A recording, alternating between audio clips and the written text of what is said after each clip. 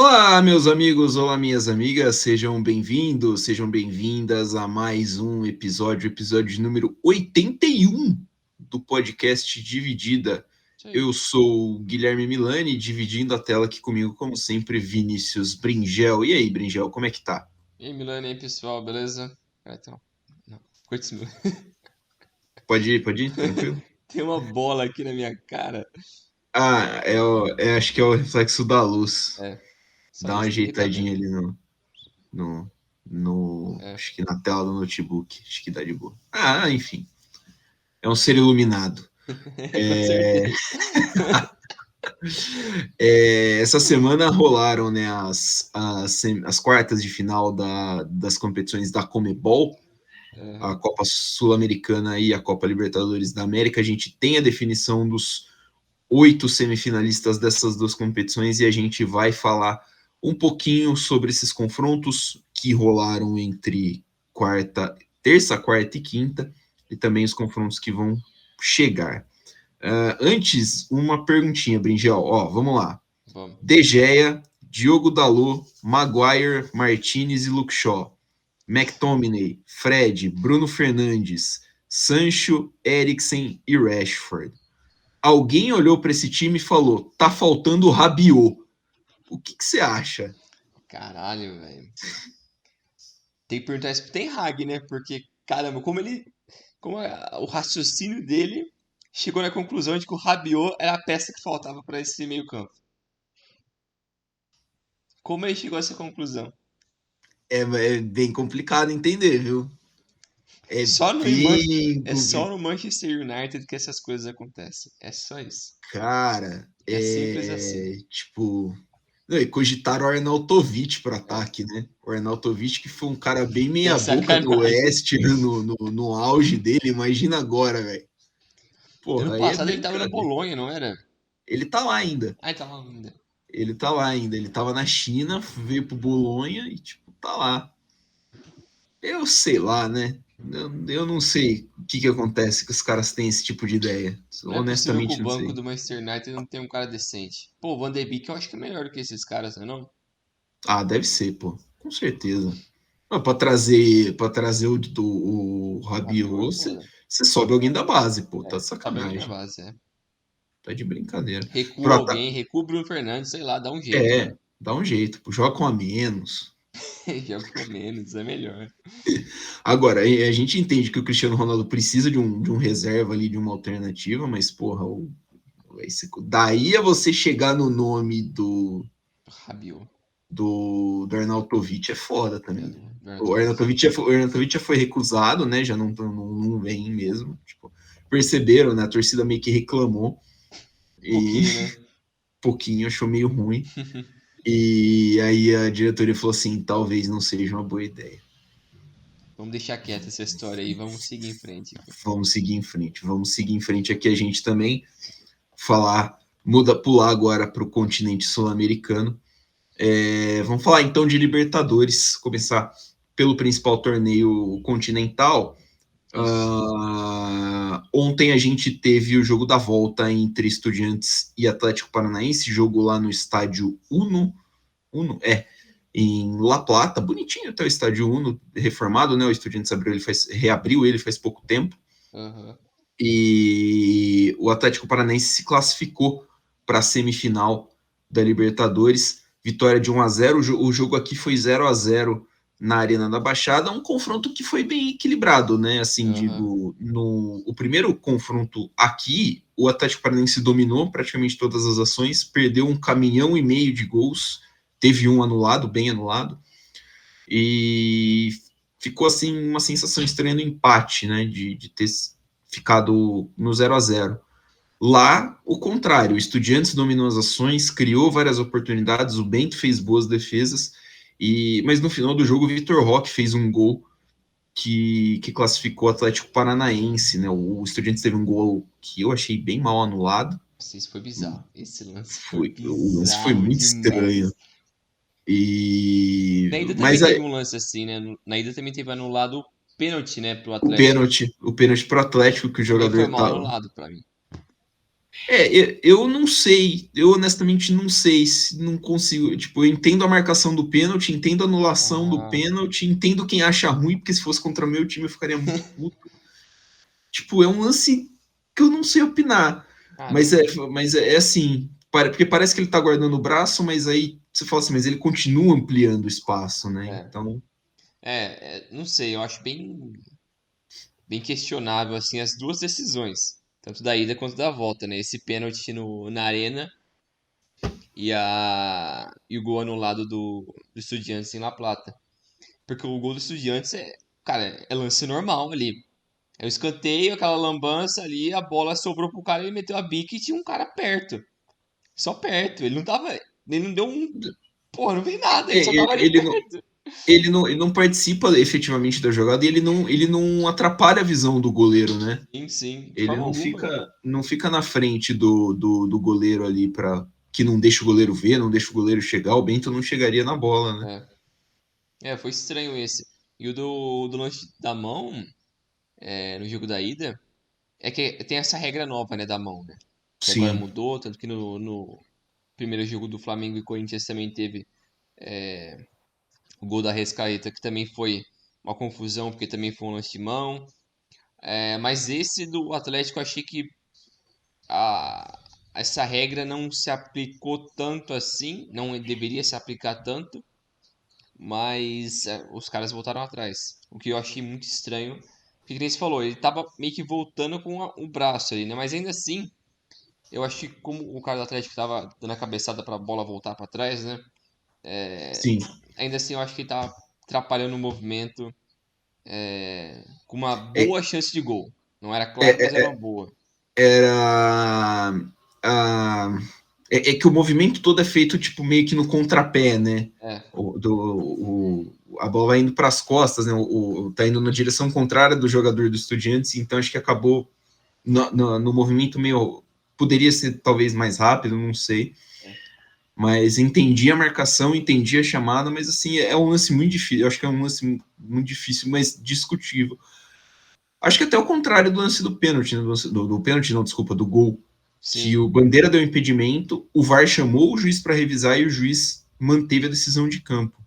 Né? Então, achei a arbitragem ruimzinha do jogo do Atlético ontem. O juiz deixou muito porrada comer demais, igual do jogo do Palmeiras, deixou muita coisa acontecer e aí acabou ele não perdeu tanto a mão, Aham. né? Mas poderia ter sido pior. Polêmicas à parte, o Paranaense passou em segundo no grupo, né?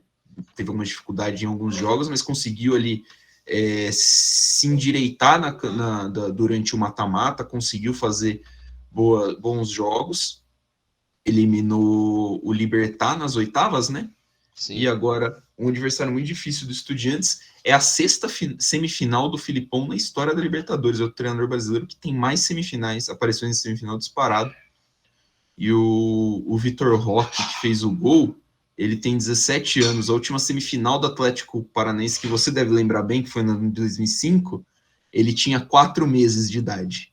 Fica aí essa Caramba. informação aí. Olha que loucura. É bizarro quando acontece essas coisas, né? Tipo, é meio maluco. Mas o moleque iluminado. É um cara que já vem entrando em alguns jogos, né? Demonstrando um certo potencial. Eu acho que até teve sondagem de times europeus já nos últimos meses. Ah, já. Mas, ele não é titular ainda, né? Ele entrou no fim dessa partida e acabou fazendo esse gol aí bem. No momento que, tipo, o jogo ainda tava. No agregado ainda tava 0 a 0, né? Então, muito parelho. E como você falou, no primeiro jogo teve muitas chances pro Atlético, mas ele não conseguia matar ali. Converter. E no segundo tempo do primeiro jogo também o Estudiantes teve algumas oportunidades. Ainda mais, acho que nos acréscimos teve uma que quase o Estudiantes fez. Então, acho que no geral assim o confronto foi bem parelho. Foi mais no detalhe assim que o Atlético acabou passando e méritos também do Atlético, porque vem fazendo um bom trabalho nos últimos anos, né? Sim. É o que vira e mexe a gente sempre traz à tona que como o Atlético vem bem, principalmente nos mata-matas, já foi bem na Copa do Brasil várias vezes nos últimos anos. Foi campeão em 16? 19. Foi 19? 9. Já não lembro. Eu acho que foi 19 ou 18, acho. Deixa eu conferir aqui. Não lembro. Mas não foi desse Sul-Americana? 19? Não. Enfim, eu não Então, lembro. Mas foi por aí. É um trabalho bom já de uns anos pra cá. Sempre trabalhou bons jovens, portando bem alguns desses jovens. Então é uma equipe que vem fazendo um bom trabalho. E eu fiquei um pouco na dúvida quando eles trouxeram o Felipão, porque eles tiveram uma sequência de técnicos ali que ficou um tempo, aí mandava embora. Aí tinha um português lá que ficou um tempo no ano passado, também mandaram ele embora. Antônio Oliveira. Isso. Aí também trouxe o. Ai, cara, o cara de óculos lá, ex-Cuiabá. Alberto Valentim. Esse mesmo. Esse O cara ótimo que. Alberto O Valentim. cara não Como que consegue o ficar dois Valentim meses tem no time. emprego, O velho? cara não consegue parar 2 meses no lugar. Ele é muito ruim. É inacreditável.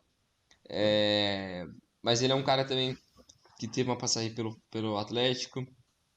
E não sei, o Atlético parecia que tinha uma dificuldade de encontrar um cara para tocar o projeto no campo, apesar de ter bons elementos ali, né? E talvez, não sei se pelo Filipão ser mais experiente, ele entender mais do continente mesmo, né? Ele conseguir se dar melhor com essas competições, e tanto que agora chega numa semifinal, né? O que é histórico pro Atlético. O Atlético foi campeão da Copa do Brasil em 19 e as Sul-Americanas em 18 e 21. Além do título de 19, o Atlético Paranaense é o atual vice-campeão da Copa do Brasil, porque perdeu do Atlético Mineiro na temporada passada, e tem mais um vice para o Flamengo em 2013. Então são Bastante aí coisa. 4 finais de Copa do Brasil, 2 de Sul-Americana. É bastante final em pouco tempo, né? Um trabalho muito bom. O Filipão ele traz um elemento muito grande de experiência, mas desde a época do Palmeiras que dizem, não sei se é exatamente verdade, que quem domina mais a parte tática é o Paulo Turra, que foi zagueiro com o Filipão, na época do Palmeiras, inclusive, e é assistente dele já tem muito tempo. Então, é ele que. É muito comum que assistentes toquem os treinos, não o treinador, mas então dizem que é o Paulo Turra que toca o treino, que faz tudo. E a estrutura do Atlético Paranaense também é uma parte muito importante, Uhum. porque é muito boa o centro de treinamento do Caju, que é onde o Atlético tem, sei lá, uns 6 ou 7 campos ali. É uma estrutura fantástica, um dos melhores centros de treinamento do Brasil. O sistema de prospecção de talentos deles é absurdo. Muito bom. Então é um time que soube se estruturar, né? Tipo, não é de hoje que o Atlético Paranaense faz isso. A Arena da Baixada, ter virado a Arena da Baixada no meio da década de 90, já era um estádio moderno ali por 2000, 2001. Também tem um papel importante nisso, porque sempre gerou uma renda muito da hora para o Atlético. Então, hoje a gente falar dos times mais importantes do país sem citar o Atlético Paranaense É, é meio impossível, né? Apesar do Petralha ser meio maluco e eu discordar dele de muitas coisas, ele é um ótimo gestor de futebol e sim. acho que isso Isso ele entende bem, é né? relevante. Sim, é muito importante para o Atlético Paranaense.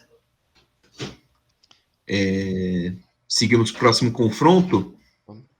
O Atlético Paranaense do lado esquerdo da chave vai pegar o Palmeiras. O Palmeiras que eu sei lá, né? Eu sou suspeito, eu não consigo muito adjetivar mais o Palmeiras, mas o Palmeiras empatou, foi buscar, né, o empate lá no Mineirão, 2-2, saiu perdendo, né? Tava 2-0, gol do Hulk de pênalti do Murilo contra. Aí o próprio Murilo fez um gol, o Danilo buscou empate nos acréscimos do segundo tempo. Vem jogo para o Allianz Parque, no Allianz Parque o Palmeiras tem o Danilo expulso com 30 minutos, o Scarpa expulso faltando 10 minutos, 15 minutos para acabar o jogo. E o Palmeiras segurou um 0-0 ali de um jeito que eu não sei explicar. O Galo teve o Vargas expulso de uma forma meio estranha no final do. No finzinho do jogo, forma bem juvenil, inclusive. Uhum. E nos pênaltis, o Palmeiras ganhou uma disputa de pênaltis. Né? Tipo, Tinha que ser, né? Esse jogo tinha que ser. Matar tudo. Cara, eu não sei, não consigo, porque assim, é tranquilamente um dos maiores jogos em questão de tamanho, não Uhum. qualidade, mas é um dos maiores jogos da passagem do Abel Ferreira, pelo que se põe nas circunstâncias. Jogar, pô, ir buscar um 2-0 no Mineirão, beleza, tal, mas assim, jogar um jogo decisivo em casa contra um time muito forte, querendo ou não, o time do Galo é muito forte, mas jogar com um a menos por uma hora e depois mais uns 15 minutos com dois a menos e dois jogadores importantes para a engrenagem do time. O Abel Ferreira não mexeu praticamente no time, colocou o Mike e o Luan nos acréscimos já. E, cara, o Palmeiras praticamente não passou sufoco.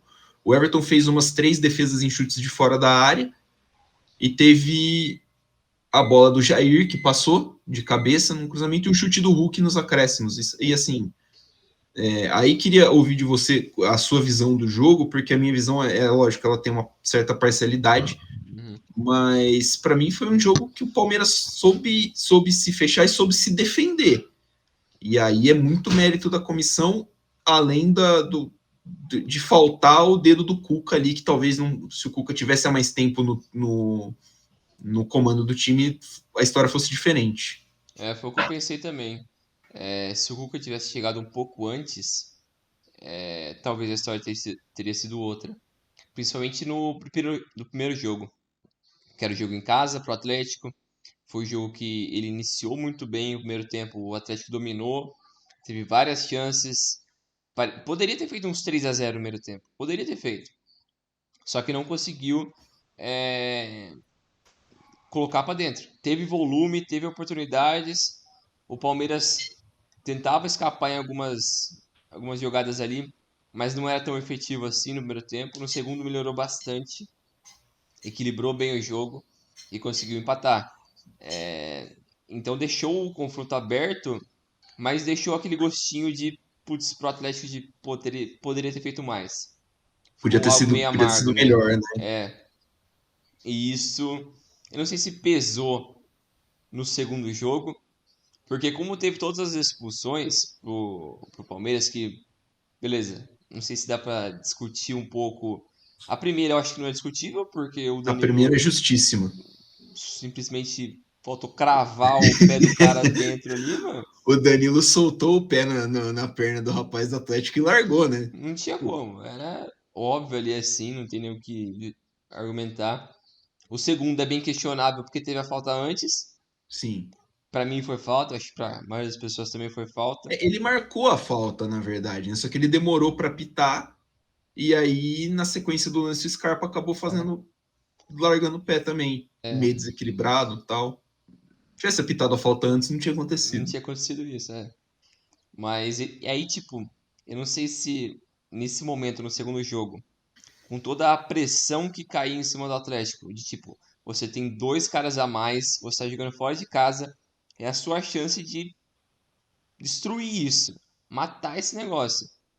Eu não sei se pesou tanto assim na cabeça deles, não conseguia achar oportunidades dentro do campo mesmo, assim, do que Sim. fazer, de jogadas, de não, vamos fazer uma tabela, vamos criar um cruzamento certo. Não é só chutar e cruzamento e. E mandar um bumba meu boi ali, né? Isso não. Isso dá certo faltando 5 minutos. Ficar um tempo inteiro fazendo isso, não dá certo. Não dá. Você acaba só cansando. E o time adversário consegue tirar proveito disso, que é o caso do Palmeiras. É só se fechar ali e rezar. E foi o que eles fizeram. Então, é demérito do Atlético, para mim, nesse sentido, que não conseguiu lidar bem com a situação, que era bem favorável a ele. Mas o Palmeiras teve daquele negócio do Real Madrid, né, que a gente já falou, que é o time que chato. Ele é chato e ele não, ele tá mal. Ele tá mal, mas ele não morre. E você não consegue dar um jeito de acertar o De gol. matar de vez. E ele às vezes meio que sem querer acha uma bola e faz um gol e revive. Aí vai lá e acredita e consegue criar mais volume e consegue fazer mais gols.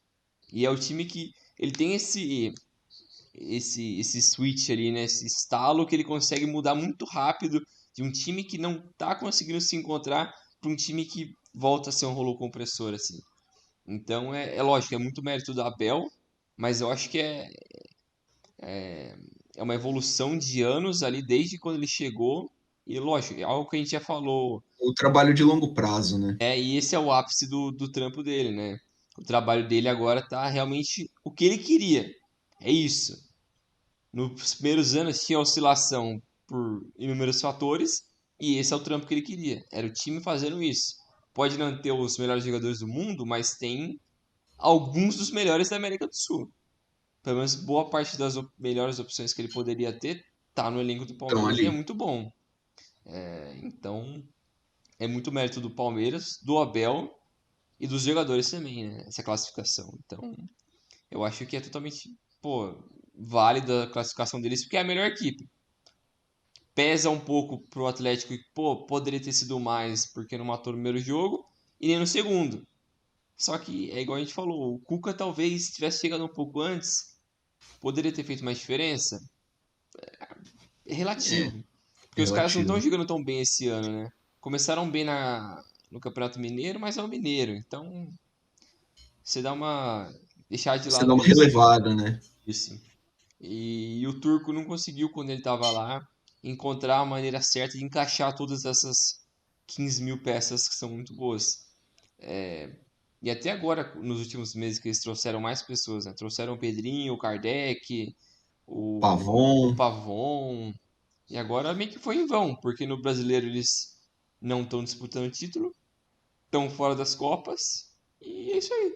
Isso aí, tem Esperar ano que só vem. tem um turno do brasileiro basicamente para jogar. É, É, uma coisa que eu ouvi no podcast da Trivela e que faz bastante sentido foi que a expulsão do Danilo aconteceu com 30 minutos, mas o jogo tava assim, os times ainda estavam naquele período de experimentação, de dar conhecendo para ir ali, até né? aqui. É, É, e só que a expulsão do Danilo deu uma virada no momento porque ela jogou toda a responsabilidade em cima do Atlético. é. Né? Então, tipo, toda a responsabilidade do resultado ficou em cima do Atlético e o Atlético não soube lidar com isso. O Palmeiras adora isso. Quando a responsabilidade não tá com ele, quando tá com o outro. Ele consegue lidar melhor com essa situação. Sei lá porque o Abel conseguiu colocar isso na mentalidade dos jogadores. Quando o time adversário tem que buscar o resultado, é aí que eles querem, é aí que eles se dão melhor.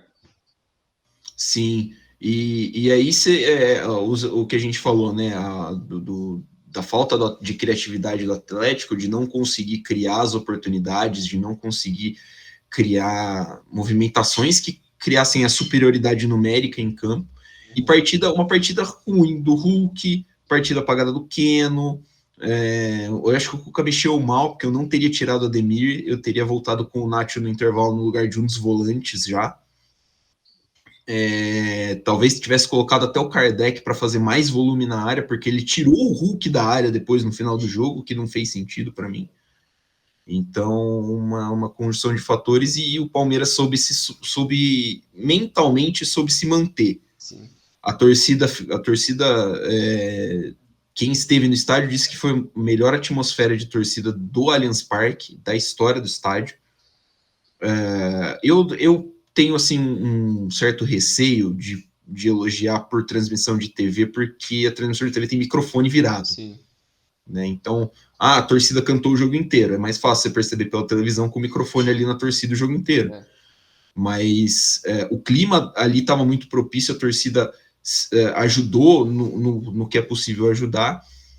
E aí, nos pênaltis, cara, eu senti o Palmeiras muito leve para falar assim, ó, gente, se não for agora, não é para ser nunca mais, mas eu tenho a impressão de que tipo ninguém vai tirar essa vaga da gente, que aqui tudo tá tudo muito ligado para essa vaga cair de uma forma épica no pra gente. Então, sei lá, mística, o que que é, mas é um período assim que o Palmeiras parece muito.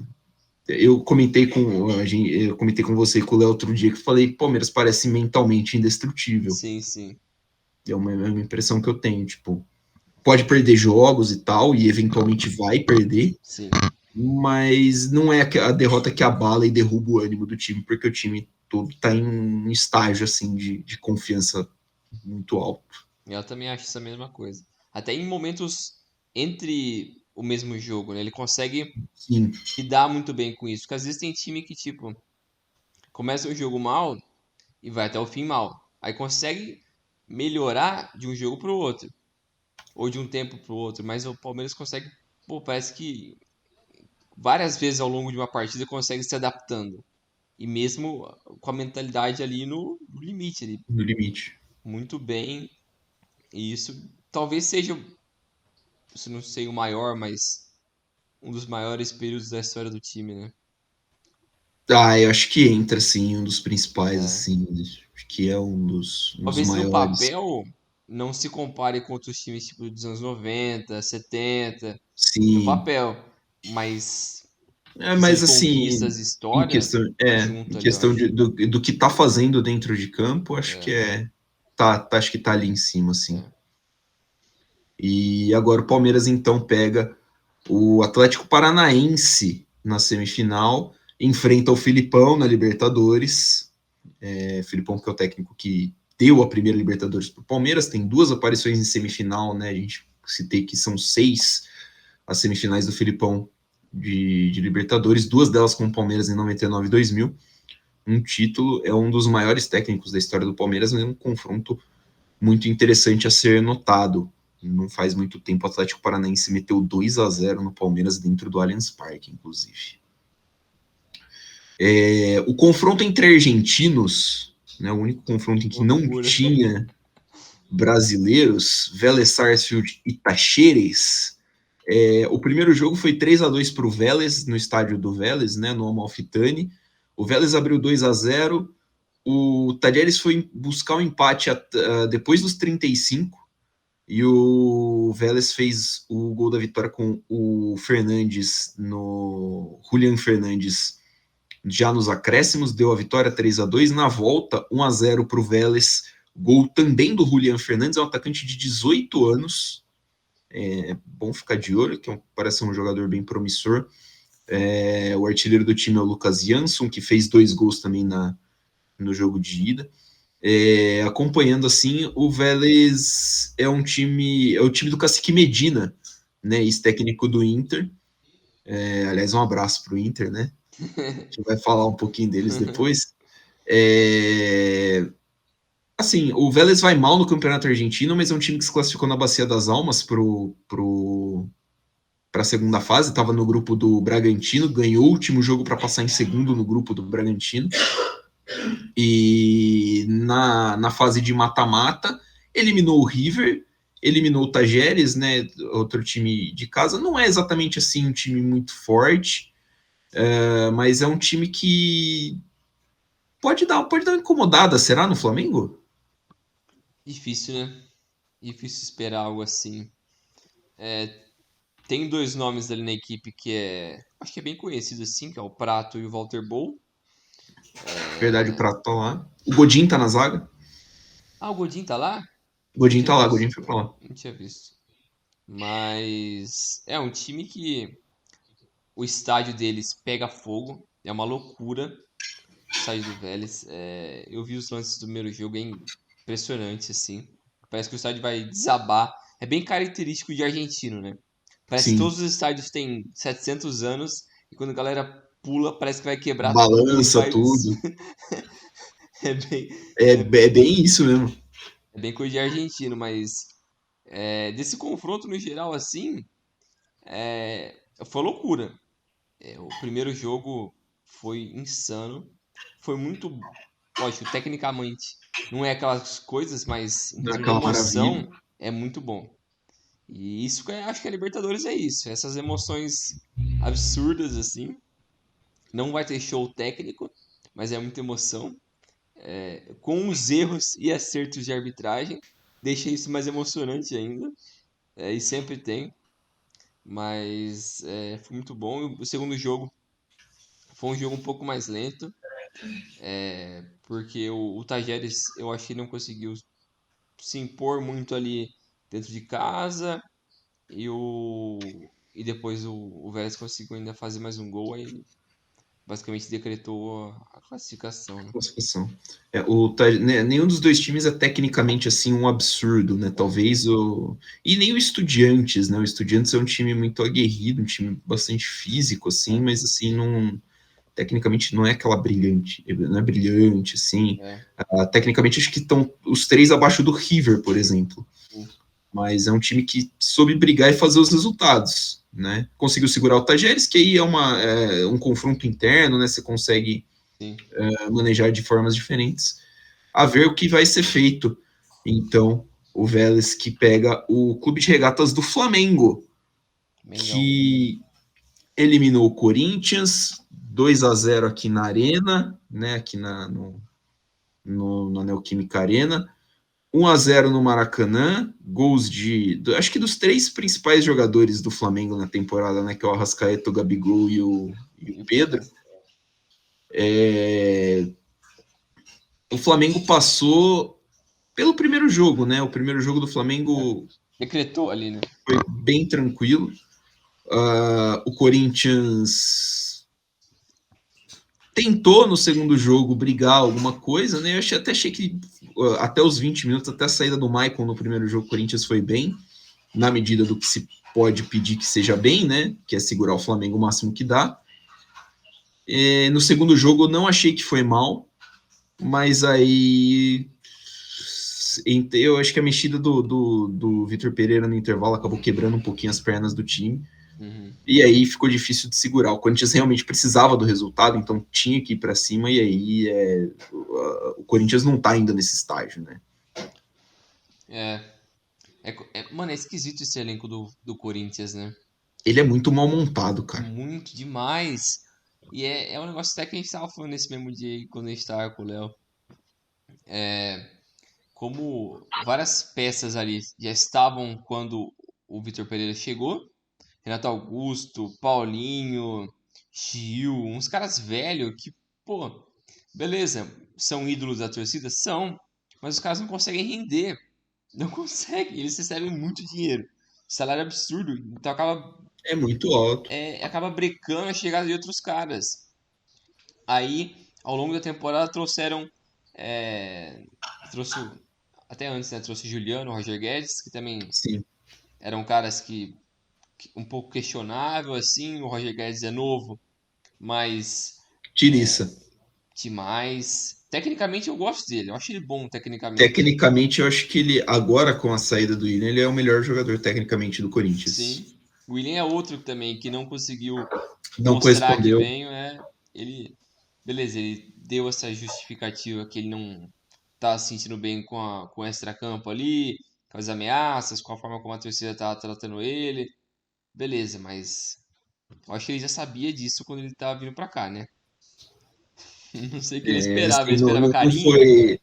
Acho que nem durante o Paulista, né? Assim, que foi. Ele também Teoricamente, você não. enfrenta adversários mais fracos. É claro que o Corinthians estava num período mais difícil, o técnico ainda era o Silvinho, mas, pô, eu acho que ele apresentou pouco futebol. Aham. E por muitas vezes você viu o jogo do Corinthians, ele era o único ponto lúcido do time. Uhum.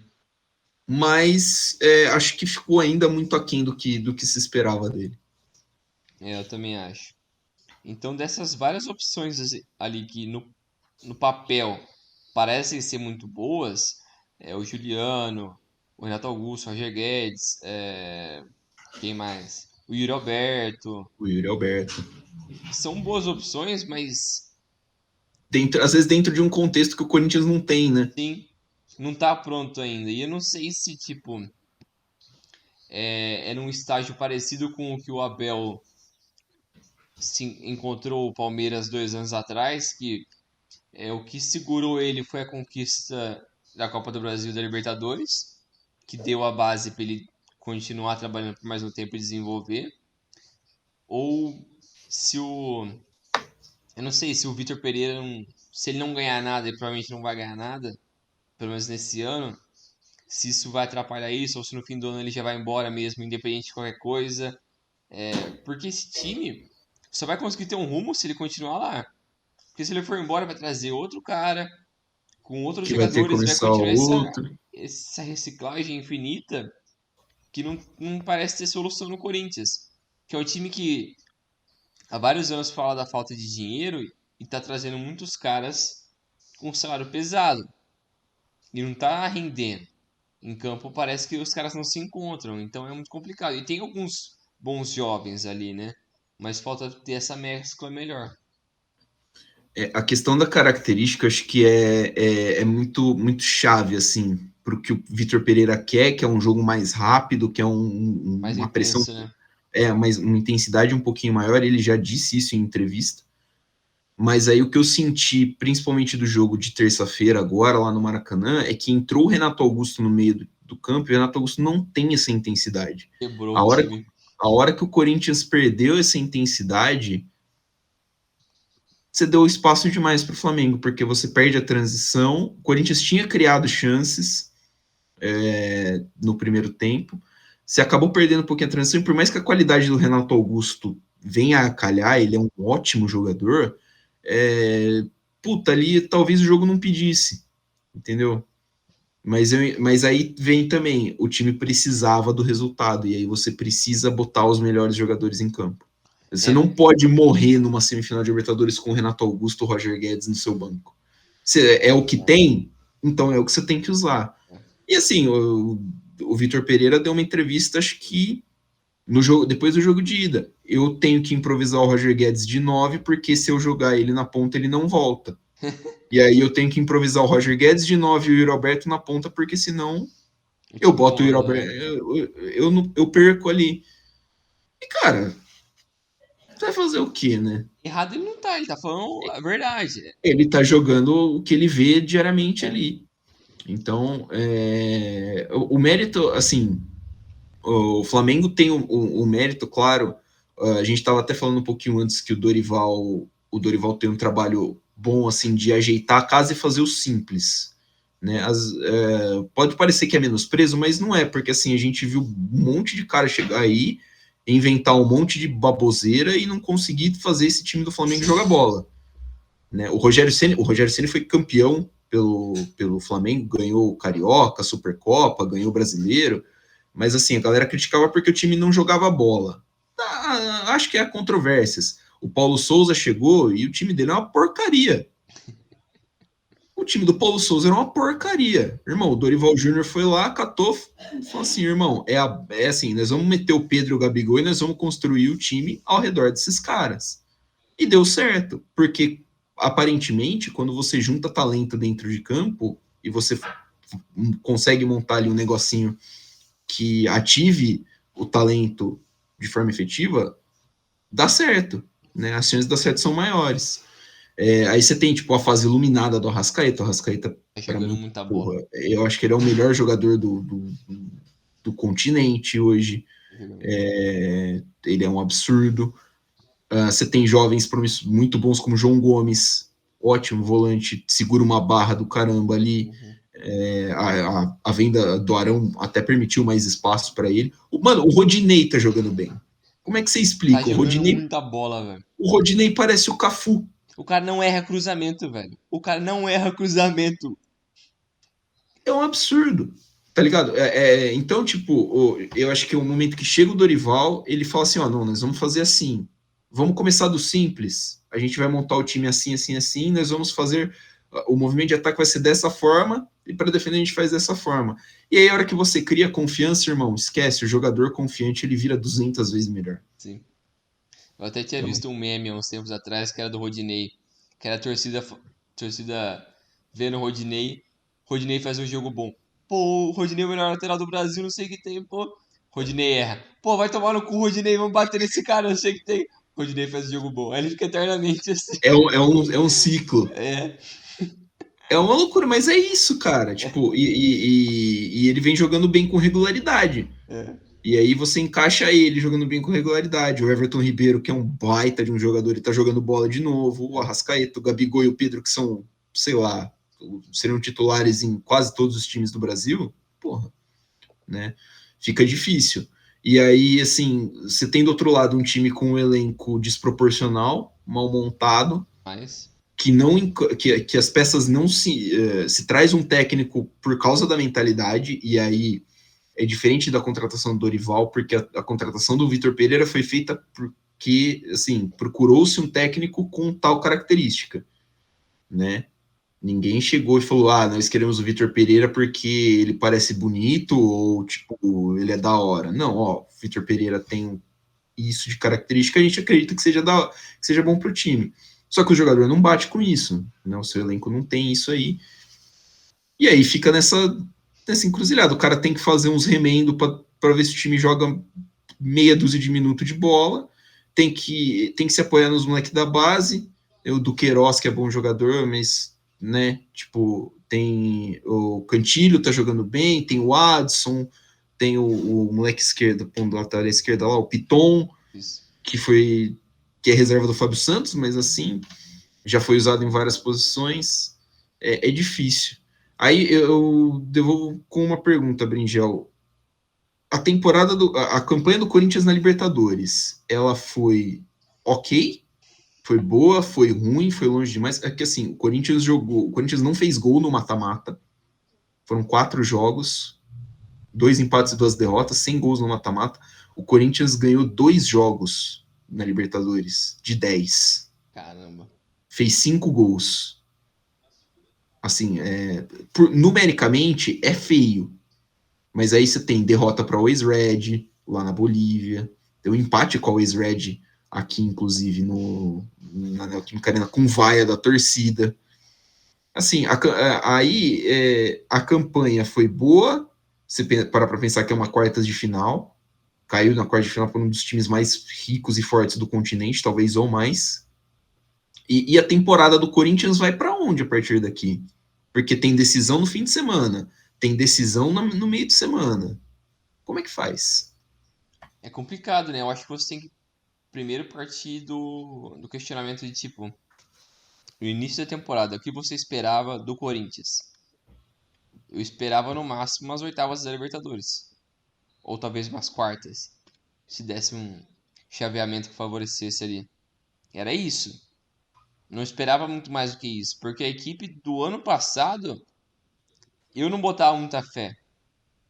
E quando teve a transição da temporada passada para essa, teve uma melhora, uma perspectiva de melhora, mas o Silvinho eu acho que não empolgava muito o torcedor, nem quem assistia as partidas do Corinthians. E com o passar dessa temporada, né, parecia que as coisas estavam melhorando, mas sempre chegava num teto ali assim, né? Chegava num teto de tipo, ou os jogadores vão ter que ir embora, ou o técnico vai ter que ir embora, ou começa do zero. E a balança nesse caso sempre pende muito pro técnico, né? Sim. Na maioria dos casos. Então é complicado. Eu acho que no início da temporada eu não esperava muito mais do Corinthians, mas a forma como eles jogaram algumas partidas me surpreendeu bastante. Porque teve lapsos ali de bons momentos, mas por mérito do Vitor Pereira, Sim. que apesar das deficiências conseguiu ainda fazer boas coisas, mas ainda está longe de ser o que ele espera e o que o torcedor espera também. E é o que o time quer, né? É, Eu acho o Vitor Pereira muito bom treinador, também acho. Se inclusive. ele tivesse num outro time, ele, porra, tava brigando por título. Acho que se ele chega em janeiro, se o Corinthians É, faz o que devia ter feito e demite o Silvinho na virada do ano e consegue trazer o Vitor Pereira desde o começo do ano, dá uma pré-temporada para ele, pelo menos, eu acho que o Corinthians chega com outra cara. também acho. Porque agora você tem um elenco meio complicado, crise de Fraco, né? relacionamento. Crise de relacionamento, porque já vazou para a imprensa que os caras, que tem gente no elenco reclamando dos treinamentos, como reclamaram dos treinamentos dos últimos treinadores também, não se adapta ao estilo as regras, né, que o técnico quer impor, e aí você tem jogos muito decisivos num espaço muito curto de tempo. Então, por exemplo, se o Corinthians perde do Palmeiras, a gente está gravando na sexta, 12 de agosto, amanhã, sábado, 13, tem Corinthians e Palmeiras na Neoquímica Arena. Se o Corinthians perde, o Corinthians fica a 9 pontos do Palmeiras. São 3 jogos completos sem confronto direto. Se não consegue a classificação diante do Atlético Goianiense, o que eu acho que é complicado, porque o Atlético Goianiense é um time bem treinado também, e é um 2 a 0 Venceu já, né? também. O Corinthians precisa reverter outro 2 a 0. Cara, acabou a temporada. Porque assim, você fica praticamente sem chance de título no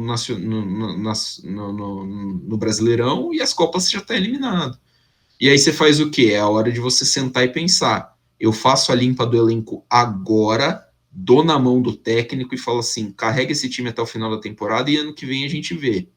Manda o técnico embora e começa o planejamento de 2023, seja lá o que for. É, É, é complicado, né? é difícil, cara. E pro fim da É, temporada não dá pra esperar muito mais, né? não. Eu não consigo Você tem que. enxergar eles batendo de frente com o Palmeiras, tipo, pau a pau ali pra chegar numa reta final tentando vencer, ou até mesmo numa Copa do Brasil. Reverter esse resultado já vai ser muito difícil. E numa eventual semifinal, o final vai ser mais difícil ainda. Não consigo ver, pelo menos, né? Eu acho que o ponto-chave é é o jogo contra o Palmeiras. Porque aí, se ganhar, a distância cai para três também. É, Então, aí, três jogos, o Palmeiras tem o Flamengo depois ainda tem o Fluminense que vem em boa fase. Chances são chances. E querendo ou não, o Corinthians eliminado da Copa do Brasil fica com os meios de semana livre. é, Então é um tempo para o Vitor Pereira achar treinar, né? alguma coisa até o fim do ano. Mas assim, dependendo de como passar qualquer tropeço daqui para frente também, até porque o Corinthians visita o Flamengo, o Corinthians ainda pega o Galo, mas o Galo é no final, se não me engano, do retorno em casa. Acho que tem um jogo contra o Fluminense também em casa, pelo menos. Qualquer tropeço ali para o Corinthians, dependendo da sequência, vai criar um clima pior ainda do que já está. Sim. Mas a minha opinião o Corinthians tem que manter o Vitor Pereira e até a temporada que vem, assim, tem que ver se o cara quer ficar também, né? Acho Mas assim, improvável. você vê, chega lá no fim do ano, tem que ver se o cara quer ficar. Mas assim, manter ele e aí trabalhar com ele do estilo dele, Sim. porque é a chance. Eu E acho que é também a tentar chance. desovar um pouco desses caras experientes que ganham muito dinheiro. Tentar É. ver se você consegue, né? Até porque a folha salarial do Corinthians é grande pra É cacete. pesado, é pesado. Outros times do Brasil com quatro jogadores ganhando mais de 1,5 milhão por mês tendo esse desempenho que o Corinthians tem, a cobrança da parte da mídia seria diferente. Vale a pena dar uma ressaltada, né? Então acho que é algo para se ficar de olho. Isso aí. Fechando então a Libertadores, semifinal 1, Palmeiras e Atlético Paranaense, ida 30 de agosto na Arena da Baixada, volta 6 de setembro no Allianz Parque. Flamengo e Vélez, ida 31 de agosto no José Amalfitani, em Buenos Aires, volta dia 7 de setembro, feriado nacional no Maracanã, vai ser o jogo, a volta. O Flamengo decide em casa. Os vencedores se enfrentam em no, Guayaquil, no Equador. Tava tentando lembrar se era essa mesma cidade, estádio do Barcelona, o Monumental Pichincha. Vamos dar uma passadinha na Sula, né? Sul-Americana. E aqui, né? Rapidinho aqui. A gente teve definição nessa semana também. O Independiente Del Valle, que tinha vencido o primeiro jogo do Tátira por 1-0 na Venezuela, fez 4-1 no Equador, com direito a gol do craque e lenda do Fluminense e do Corinthians, Júnior Sornosa, e classificou para a semifinal. O Independiente Del Valle é um time que vem se consolidando bem, né? Como Sim. essa terceira força basicamente ali do futebol equatoriano, junto com o Barcelona e a LDU, né? Time de bastante tradição, assim, entre aspas, já nessa competição. E curioso porque podia ser o Santos, né, nesse confronto. O Uhum. Santos foi eliminado nos pênaltis pelo Tátira. E podia não, né? Era para ser o Santos, né? Uma palhaçada o Santos ter sido eliminado por um time da Venezuela. Vamos falar a verdade, vai. É o Santos, né? É uma das semifinais, a outra, o Independente Del Valle em uma semifinal vai pegar o Melgar. Tá aqui como último no confrontinho aqui do roteiro que eu montei. O Melgar eliminou o Inter de Porto Alegre. A gente até chegou a ver, né, o histórico do Melgar. O Melgar tá desde 2015, né, Brinjal, que você falou? Isso. disputando competições internacionais entre Libertadores e Sul-Americana com uma certa regularidade, né? Todos os anos. Então, criou uma casca boa. O Inter. Eu não sei o que acontece com o Inter. Não acho o elenco do Inter ruim. Nem não. Acho que é Bom um. time no geral, assim. Eu acho muito estranho. É que é um time do Mano Menezes, né? Então, não sei se dá pra. Retranqueiro, né? Eu não gosto muito do Mano, não. Apesar de, né, tipo, entender que é um cara que tá aí faz 20 anos no cenário do futebol nacional, assim, é meio complicado. Os times do Mano Menezes para mim, e ele foi treinador do Palmeiras durante um tempo. O Inter é o sexto no Campeonato Brasileiro, foi eliminado no meu lugar, não conseguiu fazer gol no meu lugar, 0-0 em Arequipa, perdeu 2 caminhões de gol aqui no Beira-Rio ontem. Aí o volante Gabriel conseguiu uma expulsão estúpida e o Melgar levou o jogo para os pênaltis, e nos pênaltis o goleiro do Melgar pegou as cobranças de Edenilson, Tyson e Depena, as 3 primeiras, e não deu muito, né? Não Não tinha deu muito o que graça. fazer. Deu graça, né? Tipo, o cara matou a eliminatória ali no, nos pênaltis. Então o Melgar eliminou o Inter no Beira-Rio, vaias da torcida do Inter, protestos e não sei o que tem. Brinjal ficou feliz. E, e aí o Melgar pega o Del Valle, a ida é 31 de agosto em Quito e a volta dia 7 de setembro. Não é feriado no Peru, mas vai ser no Monumental UNSA em Arequipa. A outra semifinal é brasileira.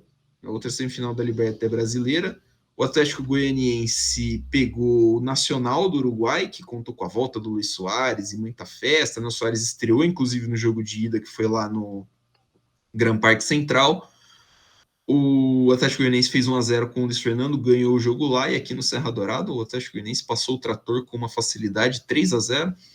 É meio, assim, é quase constrangedor como um time brasileiro. O Atlético Goianiense está em penúltimo no campeonato, mas não é uma posição que acho que faça jus à qualidade do time e ao que vem É. fazendo.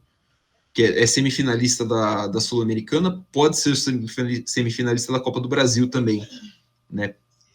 Pega o Corinthians.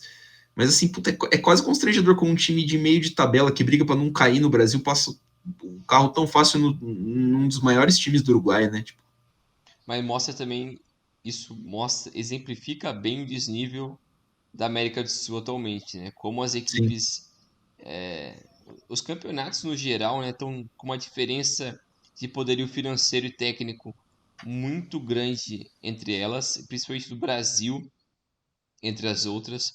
E até algo que eu tinha falado, acho que até para você, né?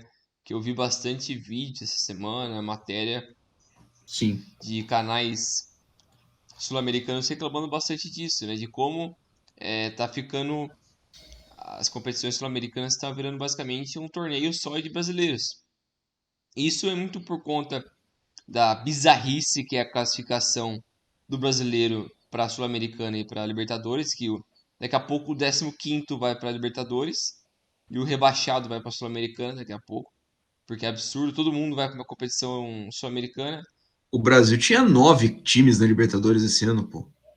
Pô, é É muito. ridículo, é Sai ridículo. fora, isso daí não tem justificativa nenhuma. Nenhuma. Você está premiando uma equipe que faz uma campanha ruim. Você não pode fazer isso. Não premie esse cara. Ele tem que aprender a trabalhar melhor e brigar por uma E competição tipo, sul-americana. assim, os times vão terminar em posições ruins porque, assim, precisa terminar. Sim, Tipo, é um campeonato de 20 times, um time precisa ser campeão e 4 times precisam ser rebaixados, é né? isso. Assim, tipo, você não precisa dar uma competição internacional para cada um deles, entendeu? O Atlético Goianiense foi o nono no último Campeonato Brasileiro, e eu acho que ali já é o limite do É, limite do limite para você mandar um time para competição internacional. sim, A Premier League, que é a Premier League, que é a liga mais rica do mundo e contrata os melhores jogadores para competir, é o sétimo, é até o sétimo. Passou disso, não vai, cara. E a Europa tem 3 competições sim. internacionais. Então, tipo, é até o sétimo. Não vejo por que ser diferente aqui, tipo. Não é porque tem menos países aqui que a gente tem que fazer dessa forma. Trabalha melhor a competição. Desincha um pouco ali. Não precisa A colocar Libertadores, 64. times. Não faz sentido. Não faz sentido. Não faz Diminui menor. ali, coloca os melhores e beleza. E também perde um pouco daquele negócio de tipo, você está colocando 8, 9 equipes brasileiras e o brasileiro hoje em dia é muito melhor do que países do Uruguai, do Equador, da Colômbia. Pô, então eles vão, E até da Argentina. até da Argentina, muitas das vezes eles vão passar desses caras. E vai virar uma competição só de brasileiros. E ainda bem que o Inter foi eliminado, porque evita uma eventual final brasileira, que poderia De ter novo. entre. De novo. Que teve do ano passado foi Atlético e Bragantino, né? Sim. Então, evita esse negócio que é chato. A gente quer ver competições com internacionais com equipes internacionais. Então, é um negócio que é problemático. Enfim, tem que mudar isso. Mas é constrangedor como o Nacional também cada vez mais cai de nível. As equipes do Uruguai, principalmente. Quando foi a última vez que o Penharol foi decente, fora aquela final de 2011? Não, o Penharol chegou naquela final de 2011 e assim, o time não era nem brilhante, né? Tipo, Milagre. Um o milagre. time era bem mais ou menos, É, inclusive. O Nacional não é relevante no cenário internacional tem muito tempo. é. Então, assim, acho que falta. É claro que assim, eu penso dessa forma que se você desinchar um pouquinho, tirar, assim, falando no curto e grosso, tirar um pouquinho de brasileiro, você dá chance dos outros times chegarem e dos outros times melhorarem. Se o Nacional chegar, por exemplo, a umas 3 quartas de final de Libertadores, oitavas de final de Libertadores em 3 anos seguidos, o Nacional tem mais dinheiro para conseguir melhorar a estrutura, para conseguir contratar melhores jogadores, para conseguir manter os caras por um tempinho a mais, porque hoje esses times já vendem direto para a Europa, né? Então tem isso também. Então, acho que assim, é bom pro ecossistema sul-americano também. Se injeta mais dinheiro nesses lugares, porque aqui injeta meio que até indiretamente para manter o sistema girando, porque senão não tem condição. Vai virar uma Copa do Brasil, vão virar 2 Copas do Brasil com bandeira internacional. Sim. A outra quarta de final, né, que garantiu o desafiante do Atlético Goianiense, vamos dizer assim, São Paulo e Ceará, o confronto das duas melhores campanhas da Sul-Americana. O Ceará tinha a melhor campanha, o São Paulo a segunda melhor campanha. O São Paulo venceu no Morumbi Gol do Nicão, perdeu lá no Castelão, Mendoza e Castilho para o Ceará e Igor Vinícius para o São Paulo. E aí, nos pênaltis, o Castilho errou para o Ceará, assim como o Vina e o Fernando Sobral. Os dois Igores, o Vinícius e o Gomes, erraram para o São Paulo, mas o São Paulo ganhou graças a um gol de Patrick, o Pantera Negra. E o São Paulo é semifinalista da Sul-Americana, é a 13ª, acho, semifinal continental da história de São Paulo. Eu estava vendo isso, passou por mim no Twitter hoje. Essa é a terceira, se não me engano, sul-americana, mais 10 de Libertadores. É um time muito tradicional também em São Paulo, e acho que era o que a gente estava falando, né? Um confronto difícil para o São Paulo, foi difícil, mas que o São Paulo tem aí a melhor chance de título essa temporada, né? Isso. Você tinha falado que o Atlético, que o São Paulo e o Ceará tiveram as melhores campanhas da Sul-Americana. Sabe o que isso resultou? Num É. jogo horrível. Um jogo ridículo. Tenebroso. Que merda feia. Nossa, que coisa ruim. E no Décio Vita a gente não acha um negócio tão ruim quanto aquele, velho. Nossa senhora, que coisa lixo. Nossa, que. Não, eu juro pra você. Eu vi o jogo assim, pescando, quase morrendo. Tá quase dormindo.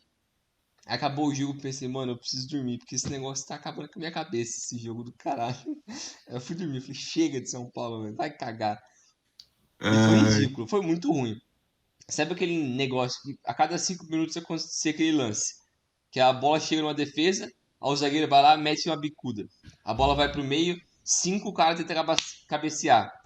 Aí vai lá, a bola vai, voa pra um cara, que outros 3 vai lá e tenta chutar ao mesmo tempo. A bola espirra, vai pro outro cara, tenta dar um passe e erra e vai pra fora. É assim, mano. O É jogo inteiro assim, foi uns assim. 40 segundos de não futebol, né? Não, parecia briga. Parecia mais briga do que futebol. Futebol de cadeieiro do caramba. Nem o campeonato do Ronaldinho, 3 anos atrás, não foi assim, caralho. Nem aquela porra daquele torneio que ele fez lá não foi assim.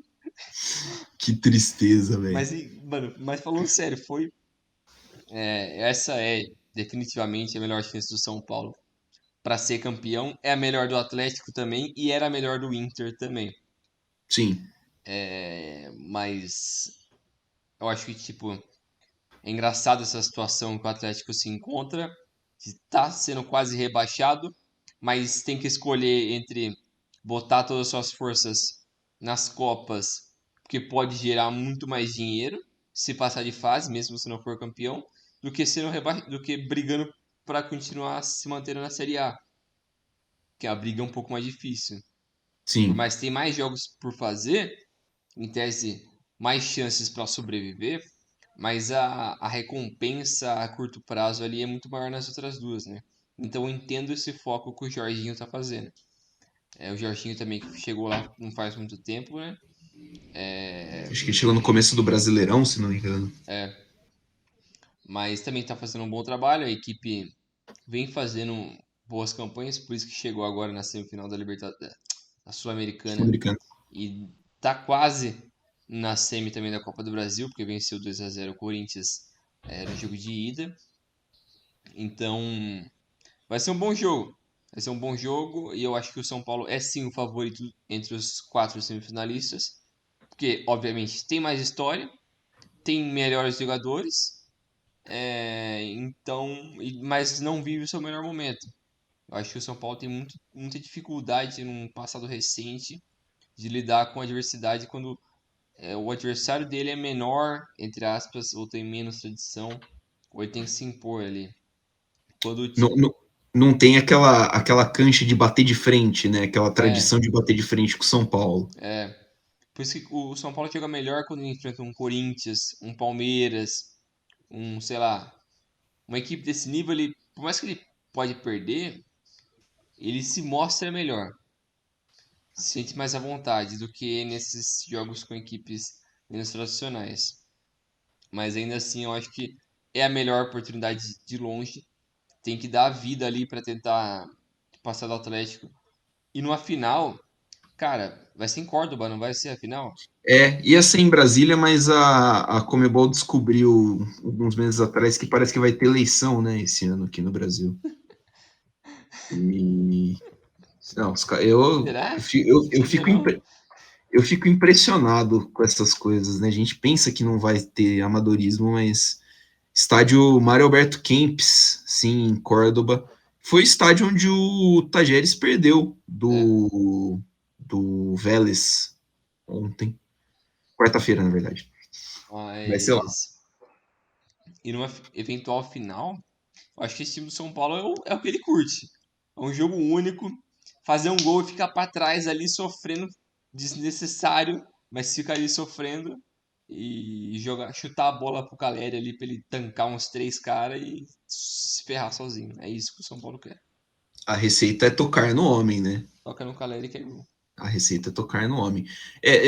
A chance do São Paulo são as Copas, né? O Rogério Ceni falou que vai focar nas Copas. Porque brasileiro não tem muito o que fazer, é Não, só não O ser brasileiro rebaixado. é só você ficar ali. Acho que tem time muito pior para ser rebaixado do que o São Paulo. Não sei se o São Paulo corre um risco de verdade de ser rebaixado. Mas as chances são boas. As chances são muito boas. O confronto contra o Atlético Goianiense é, sendo elogioso, aberto. Acho que tem que ver como é que o São Paulo chega, porque o São Paulo é incrivelmente um imã de jogador lesionado. Exatamente. Eu fico impressionado. Ah, e fulano tá no DM, e Cicrano tá no DM, e o outro tá no DM. Enfim, Cara, eu sei lá, eu não sei como que o São Paulo ainda tem, tipo, jogador para botar em campo. ainda bem que a base é boa. Aí dá pra É, chamar uma molecada do nada lá. porque você chama lá uns moleques, aí você caga um Pablo Maia do nada, assim, você tira um Marquinhos do nada. Como é que chama o lateral esquerdo? É o Wellington, né? É. Brota um moleque desse ali, tipo, e dá um resultado da hora. Mas, assim, é de certa forma, preocupante, porque eu não acho que o São Paulo tem elenco para disputar as 3 competições, né? Tipo, o Brasileiro, a Copa do Brasil e a Sula. Mas até aí, o Atlético Goianiense também não tem. Sim. Então, essa faca vai pesar para os dois lados. Então, o São Paulo tem um favoritismo, sim, mas acho que é um confronto aberto. A ver, de novo, como o São Paulo chega lá. E aí, na final, cara, você chegou na final da Sul-Americana, eu vi aqui, a semi o segundo jogo da semi é dia 8. Dia 8 de setembro. A final, se não me engano, é um mês depois. Tinha visto aqui. A É final é outubro, é dia 12, eu 1º de acho. outubro. 1º de outubro, a final lá na Argentina. E é um mês, cara. É um mês de preparação. É um mês assim que o time vai focar nisso daí. E isso é benéfico, isso é bom. Você tem um tempo ali para se programar, então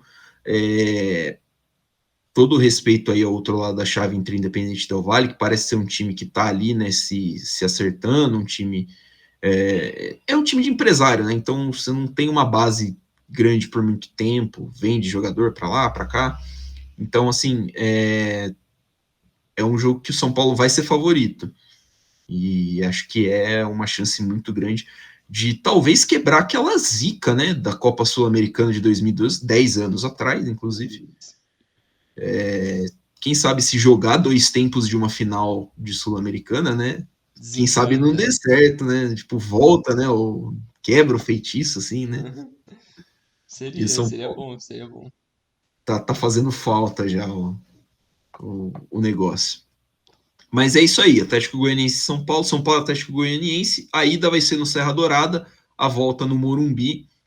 Imagino que, como o jogo é sede única, né? Afinal, é sede única. O último jogo em casa do São Paulo vai ser esse. A torcida vai fazer uma festa muito, muito impressionante. A torcida do São Paulo tem comparecido bem, né? Nos Uhum. jogos de Sim, tá Sul-Americana. lotando.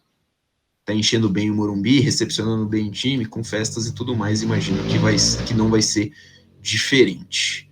É isso, né, Bringel? É isso aí. Demos uma boa repassada aí e vamos esperar os próximos confrontos, né? Pra gente.